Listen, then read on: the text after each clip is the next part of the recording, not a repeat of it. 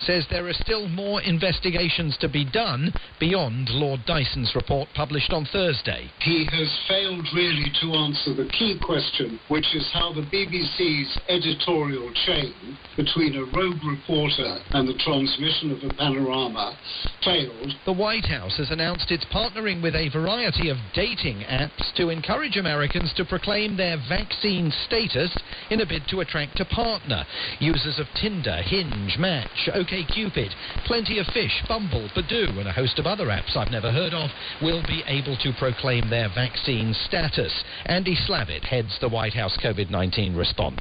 These dating apps will now allow vaccinated people to display badges which show their vaccination status, filter specifically to see only people who are vaccinated, and offer premium content, details of which I cannot get into.